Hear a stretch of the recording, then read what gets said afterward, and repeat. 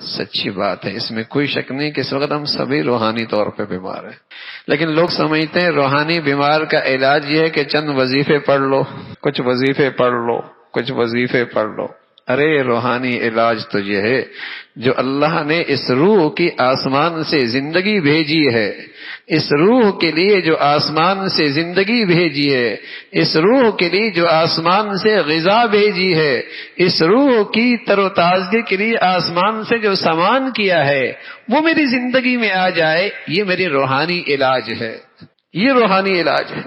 تو انسانی زندگی دونوں چیزوں کا نام ہے، جسم اور روح، دونوں کو صحت چاہیے، دونوں کو غذا چاہیے، دونوں کو صحت چاہیے، دونوں کو غذا چاہیے، دونوں کے لیے توانائی کا سامان ہے۔ مسلمان سویرے اٹھا کرتے تھے، سویرے سویرے مسلمان مرد عورت سویرے سویرے اٹھتے تھے تو سب سے پہلے اس اندر کے انسان کو ناشتہ کرایا کرتے تھے، اس کی غذا کا اہتمام، تہجد پڑھ لیا، فجر پڑھ لیا، تلاوت کر لیا، اپنے اللہ سے مناجات کر لی، سبحان اللہ۔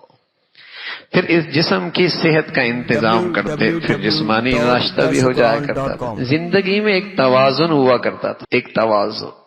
چند دن کھانا نہ کھائے، ناشتہ نہ کرے، کہتے ہیں آنکھوں کے سامنے اندھیرا آ جاتا ہے، دفتر نہیں جا سکتا، فیکٹری نہیں جا سکتا، کارخانے میں کام نہیں کر سکتا۔ ارے بھائی، اسے اندر کا ناشتہ دیے بغیر تم نے باہر بھیج دیا، کیا تماشا کرے گا فیکٹری میں، کیا فساد مچائے گا کارخانے میں، کیا مصیبت بنے گا بازار میں۔ اس کی زبان، اس کی نگاہیں، اس کے اعضاء اور جوارح کتنے غلط استعمال ہوں گے۔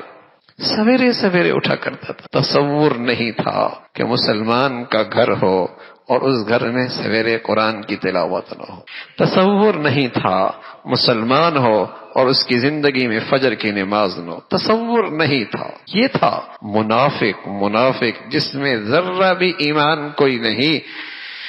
فجر کی نماز اس پر بھاری ضرور تھی لیکن چھوڑنے کی ہمت اسے بھی نہ تھی، اس پر بھاری ضرور تھی لیکن چھوڑنے کی ہمت اسے بھی نہ تھی۔ دن کا آغاز ہونے لگا ہے تو مسلمان سب سے پہلے اپنے اندر کے انسان کی توانائی کا انتظام کرتا۔